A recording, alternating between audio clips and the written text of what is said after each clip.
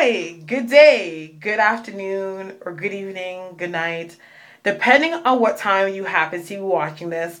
Welcome to another episode of House of Stars. I'm your girl Star, and today I'm doing something different. I'm not reading on a celebrity. I am not doing Ask Star.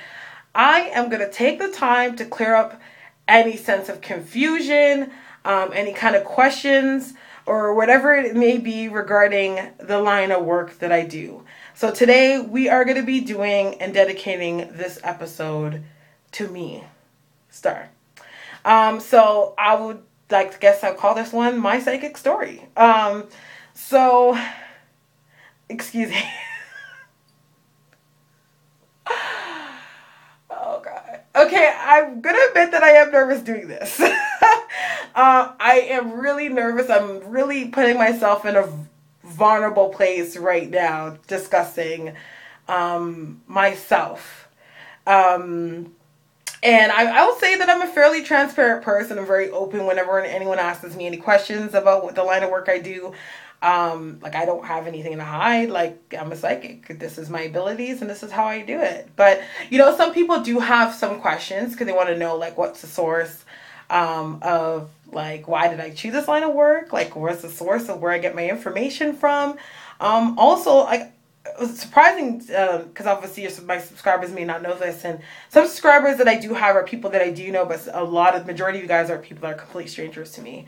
But even people that I have like on Facebook and friends and stuff, they're totally like, I can tell they're kind of like, where is this all coming from? Like, you never like acted or told anyone you were a psychic when we were like high school or elementary school, or depending on when you knew me before I actually started House of Stars. So this is just to kind of clear up any kind of confusion, like, what I've been through as a psychic, why I do the work that I do.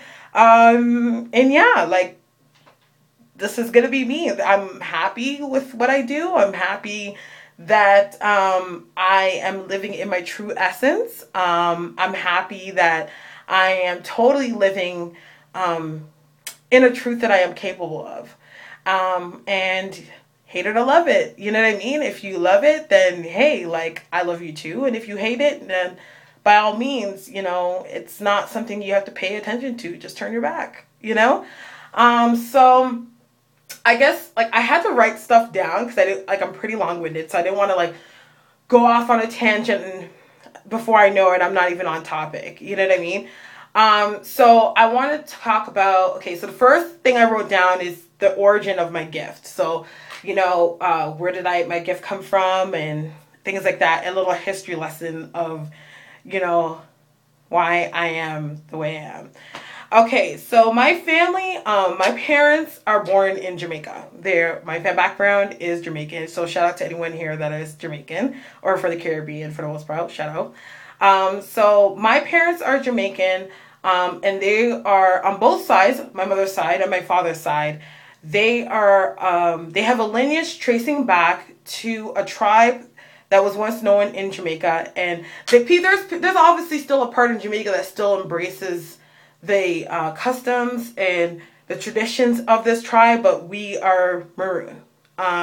So the Maroon tribe, and what Maroon means, we were actually runaway slaves. So back way times ago, we were Africans that were enslaved from Ghana, which were from the tribe called Ashanti. So little did these English people know that we were actually a warrior tribe. They just thought we were some slaves, like, oh, they look strong and brawny, we're going to bring them over to this country, Jamaica, and, let them, work on the land and build up the country and whatever. But they were in for something else because they didn't know that we were a warrior tribe. We're very used to very mountainous elevations, and due to our strong sense of melanin, so dark skin, that's what made us very agile, because we knew how to hide within thick greenery or forestry. So that's what made us very agile. It made us very strong fighters. And it was not only did we used to fight on a physical standpoint, but a strong sense of our combat, or how we fought with magic. So, so I'm very proud of that. So we fought with magic. And that's what made us very agile, and we were a very undefeated tribe. So we were a tribe of people, a city that we would steal slaves from different slave owners and then we congregated and made a city, a little town, what is now called Maroon Town, or a compound is what it's called, where all the slaves were. And the leader of our tribe was a woman, which her name was Nanny Maroon. So Nanny Maroon is related to me on my mother's side through my father. No, my mother's side through her father. So that's where the Maroon lineage comes in. My grandmother does have abilities as well. But my grandmother, like on her side, like my great grandmother was an actual psychic, and my grandmother identified as being spiritual, but not necessarily like, it's not like how it is nowadays, where it's like, okay, you have the fucking fluorescent sign with a tarot card like deck coming out and a crystal ball saying like I'm a psychic. But in Jamaica, yeah, of course in Jamaica they have like Obiaman, or people that they go to get insight, or there's people that throw hexes and all that shit. That's not anything of what my family did. But my grandmother was like a root doctor. She worked with herbs. So my mom has the gift, and she does have the ability, but she's more or less like, it's such a natural thing to her that is not really something that she really identifies or works as a psychic like I do. It's just like an ability she just happens to have. Okay. So those abilities were passed down to me. So there's obviously Jamaican like folklore, a Jamaican like superstition. I was born with 2 teeth at the top and 2 teeth at the bottom. So when my mom first saw me when I first came out, she was just like, oh shit, like she has a gift. Like she's going to end up being a psychic, like, because that's the side that you have the marking, right?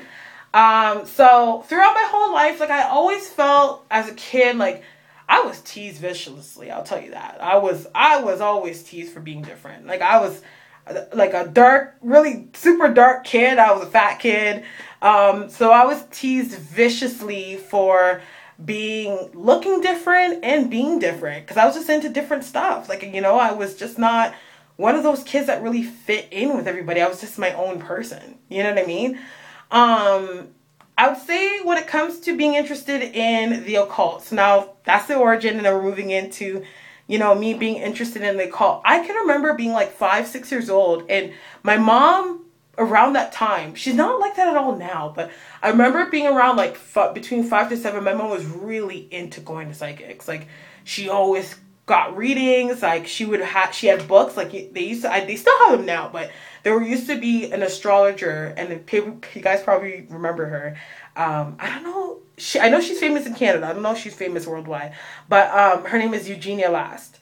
And my mom would literally every single year, or sometimes even monthly, buy the horoscope books, like 1992 horoscope book for Taurus, or like 1992 horoscope book for Scorpio. And like, I would always read them. And they used to have a hotline where you can actually call and listen to your horoscope. And I'll be listening to my horoscope. I'm like, I think 7 or 8 years old, calling in, listening to Scorpio, like, you know what I mean? Like, what's in my future? What's going to happen tomorrow? Like, I'm only 6, 7 years old, and I'm worried about my future. But I was just so fascinated in the occult. Like, it was just like, it just resonated for me. I just knew. Like, I didn't know I was like, I had visions, I had dreams, I would know things or pick up things, but I never identified the interest with the ability. It was just for me, like, it was just me just liking stuff.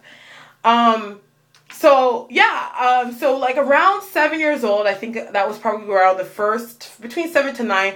I remember a lot of things were happening at a time. Like I knew around that time, like I would always feel things and stuff like that. And I would always try to tap into my energy. Like I would tap into something. Like I was really into like magic. Like I would love watching magical books and magical shows, like Goosebumps and things like that. And some of the stuff would resonate with me, but I didn't really know how to really tap into what the interest was. Like, it's just like like I said, the ability and the interest was not clicking for me. I just thought I was really interested in stuff. You know what I mean? And some of the stuff I thought like I was really making up the things that I saw, and it would actually happen. And I was like, I don't know. I just still didn't think that it was just not connecting for me. So, I remember as far as being 13 years old, and at 13, around that time, I got into like trying to do readings. But I was obviously, because when it comes to spirituality, because the occult is obviously, the occult means hidden. And for the most part, due to witch hunts and things like that, and the turn of the century and constructing of our society, people that had a new age or an occult like belief system were shunned for it. So a lot of the times, like the things that you actually have access to when it comes to spirituality is always the bad shit. Like it's always the dark stuff. You know what I mean?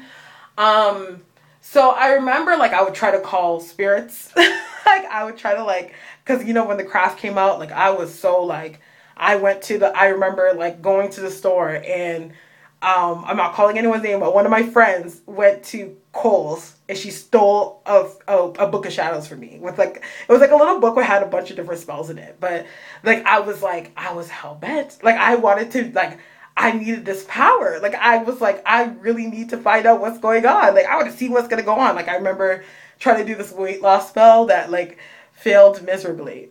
Like it was like a carrot with honey and pepper and I don't know, but like, yeah, it was full shit. I remember my cousin like looking at me and she sees me doing it. She's like, what the fuck are you doing? Like, she was making fun of me. She's like, why are you eating that every day? Like, it's not going to do anything.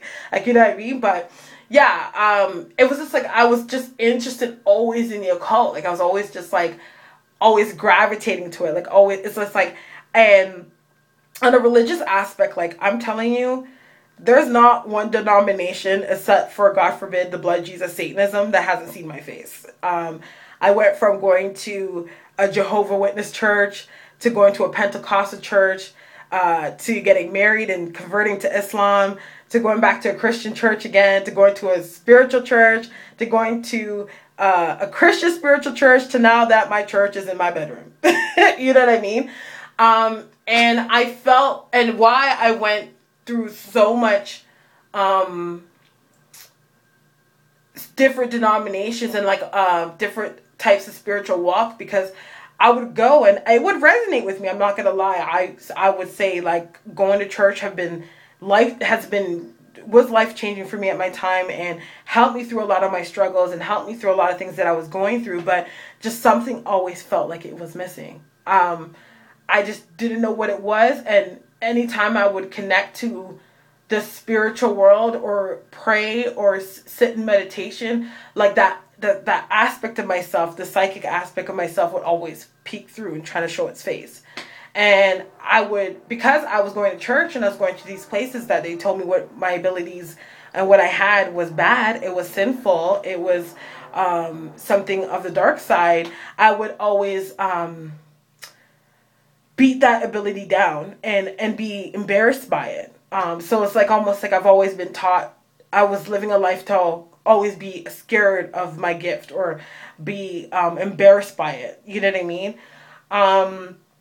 So like I was 13. Of course, I went through my teenage years, went through, you know, my early 20s and my mid 20s.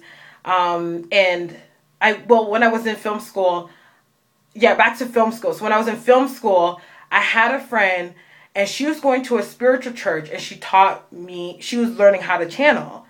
And I thought we were just talking about it, and she's like, oh, like, you know, like, and it's funny, shout out to her, because she's the one that actually made me turn vegetarian. So she was an angel in disguise. I always call her my fairy lady. So shout out Adrian. So I started going to film school, and we were friends, and we would obviously, like, we were obsessed with, like, spiritual stuff. Like, we were, like, goddamn, like, we bought Doreen Virtue cards. Like, I used to do my whole Doreen Virtue, like, card readings online. Like, I was just so into trying to find out, like, you know, about different realms, and just being into that occult type of space, because that was, like, where I found my solace. Like, I just resonated with the language that they spoke. I resonated with the things that they talked about. Like, I just knew, like, the stuff was real, but I just didn't know why I knew the stuff was real. You know what I mean? it just resonated more. Like, I swear, like, I'd be at church and say if a pastor were standing on the pews and preaching a certain word, and I'll just be like, I don't know if that's for me. Like, I don't know, like, if I really resonate with that. But when it came to spirituality or the new age type of teachings, I resonated with it a lot better than I did than going to church and, reading the book of Job, which I actually like the book of Job. Like, I love the Bible, but I mean, like, you know what I mean? Like, the more Christian aspect of spirituality. It was literally like a facet of what I believed in. It wasn't really like the answer. And that's how I felt. So we were sitting outside. I remember this like it was yesterday. We're sitting outside in film school. It was like on a break, and she held up the palm of her hands. And this is the crazy part. And I know I'm going off topic all over the place. I don't know if anyone's familiar with East Bayou, but in East Bayou, my favorite character was the Auntie, which was a psychic auntie. I wanted to be her so bad when that movie came out. And that's how she would read people. You would give your hands to her, and she would channel. And when she closed her eyes, she would see images. So I didn't actually really realize or knew that sense of technique when reading actually really exists until my friend brought it up to me. I was like, oh my God, this is like Eve's Bayou. So I did it for her, and I was there, and I was literally in her kitchen. I described her house. I described like her room, her dog. I just saw all this stuff, and she's standing there like, I didn't know you were a psychic. And I'm like, I didn't know I was either. You know what I mean? Like, I'm just seeing this stuff. Like, I'm just doing what you're telling me to do. And I'm seeing stuff and I'm telling you what I'm seeing. So, like, I would read for certain people. Like, I remember meeting an ex-friend. And she was like, she would always tell me, oh, you have a gift. Like, you're good at reading people. And I would call her and I would just pick up stuff and I would just read stuff. And I would just tell her things that would happen. But it wasn't like I still identified as being a psychic. I literally just was going with whatever I saw that I thought I saw around people and just telling them, you know what I mean? But that was only a couple people, like maybe a few people that I would do that with. So again, I went into just not really doing anything in my spiritual life. Like, of course I would pray and chant and do my prayers, but I wasn't really working as a psychic or identifying as a psychic at this time either. So I actually stumbled upon later on, so let's fast forward into my mid-20s. Like, my mid-20s, like, when you have a quarter life crisis, like, my life was a crisis. When I turned 25, I went through, I would say, like, I thought losing my home, living in a home with no electricity and no hot water for 9 months, just going back and forth, not sure if we're going to get split up or if we're going to stay together, just relationship issues. I thought that could have been the worst that happened to me. But 25 was just like, we're giving you a break to prepare for now. You know what I mean? And I just was going through a lot of upheavals. Like, my life was just changing. I was separating myself from different people. Like, I went through a divorce. Like, I went through just so much stuff around that time. So, to stay strong, I would just pray. Just pray. I would sit in my room sometimes an hour, 2 hours, just praying, meditating.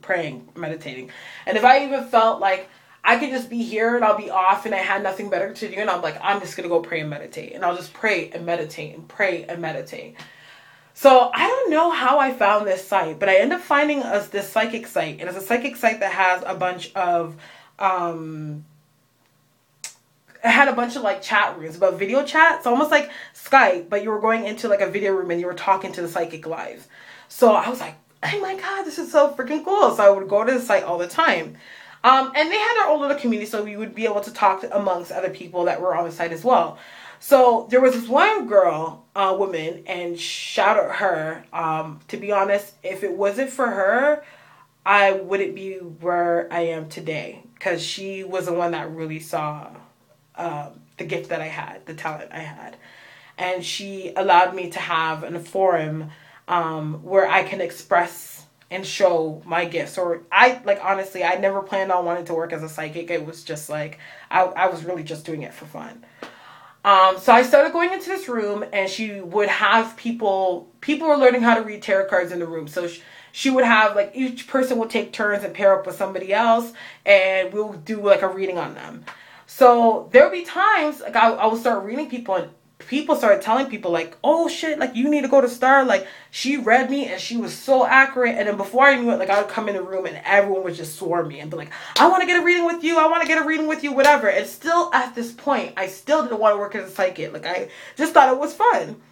So one of the people that was in the group that actually would always come to me and be like, for readings, and be like, wow, you're really good, she convinced me, and she's like, you know what, Star, like, you have a talent, you're really gifted, like, everything you say is coming true. Like, I have people coming to me telling me your readings are coming true. Like, you need to open up your own room on the site. And I was just like, I didn't want to do it. Like, I was just like, I don't care to work as a psychic, like, I just don't give a shit, whatever. She's like, no, just do it. Like, I remember exactly, like, I was on Skype, and it was like 4 or 5 of us, and all of them were like convincing me to work. And it was her, which was just the regular client, and like 3 other psychics in this room. And they had me on Skype, and they were like, no, like, you need to do it.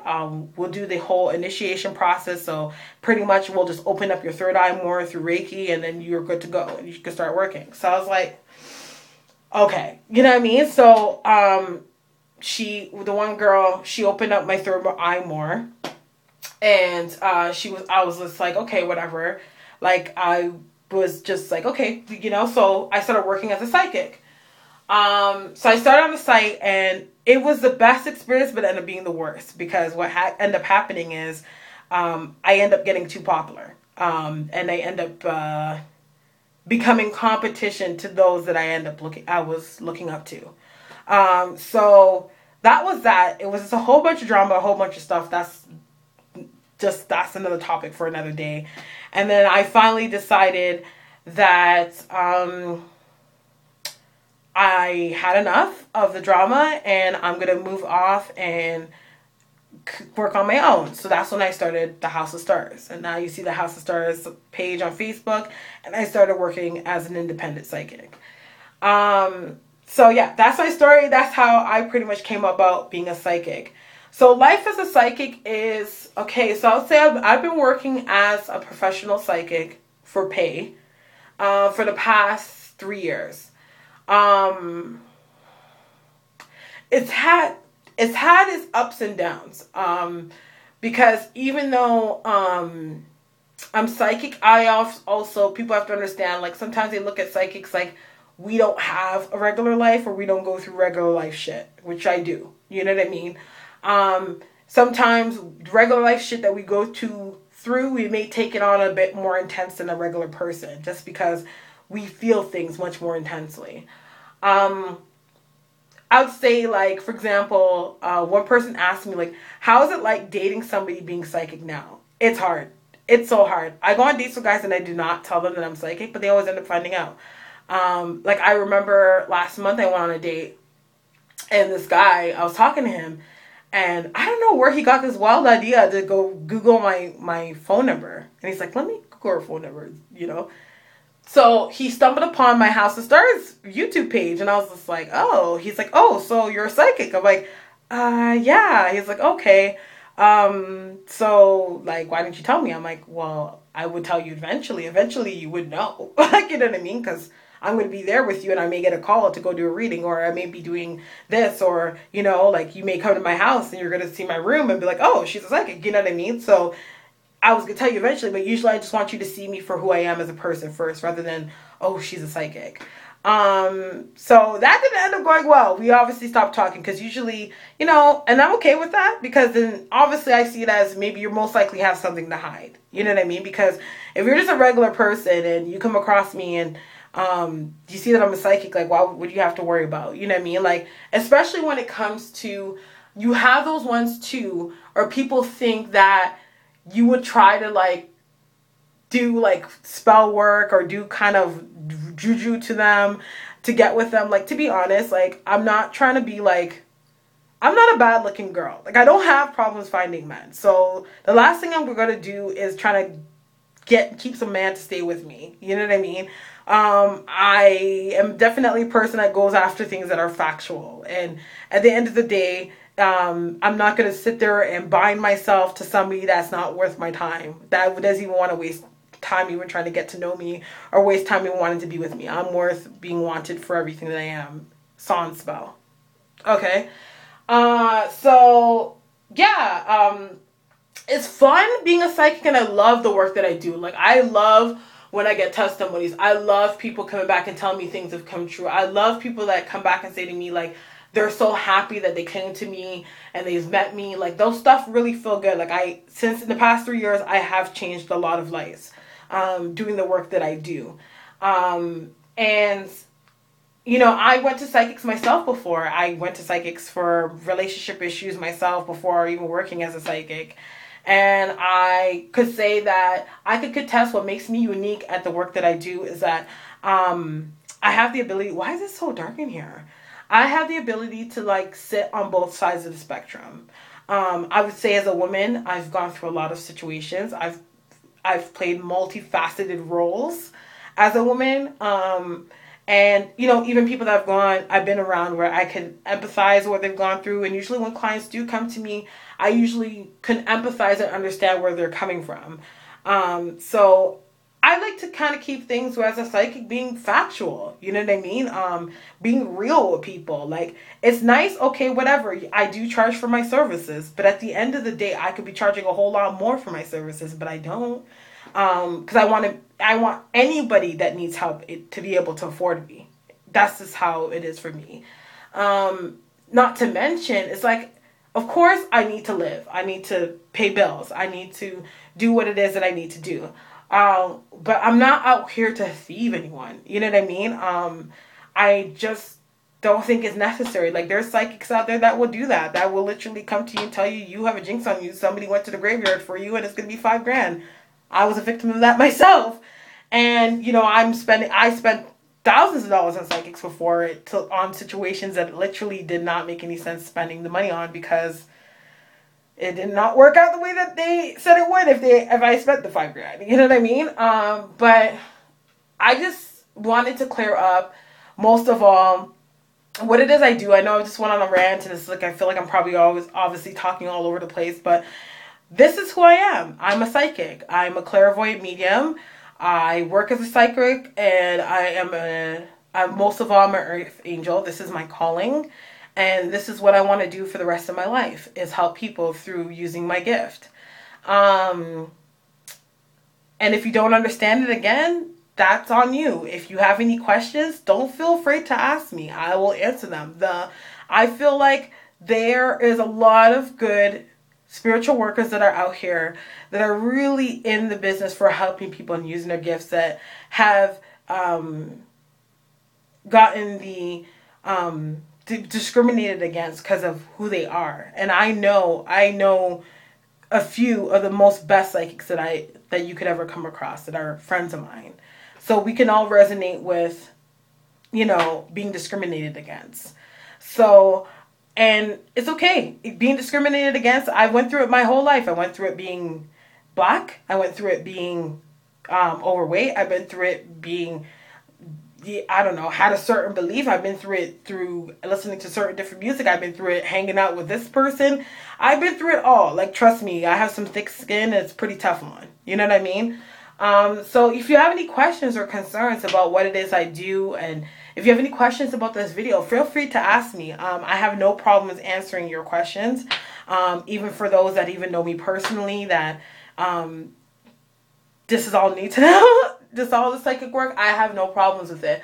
But all I can say is, what's much more rewarding than anything that I've been doing or done in my life is that I live solely for myself and totally embrace my essence and everything that I am. And I help people. I wipe tears. I make people happy. I give people strength. I give people hope. And there's nothing more rewarding than that in life. If you can't say that you've helped somebody in your life, if you can't say that you haven't brought somebody hope or encouraged somebody in their worst time, to be honest, I couldn't say that you've lived life. You know what I mean? So I guess that's it. I hope you guys like this video, and thanks for listening. I hope you watched the whole thing or you maybe fast forward. I don't know. But I do want to thank you for all the support of House of Starres and supporting me and what I do. It does mean a lot because I'm doing what it is that I want to do. And I do want to thank you so much for your time today, and, you know, supporting House of Starres, and, you know, sending kind words to me, and there's more to come. And thank you for joining me and on my pathway of happiness on the House of Starres. So I want to thank you so much for your time tonight. May God bless you and the angels protect you. Good night.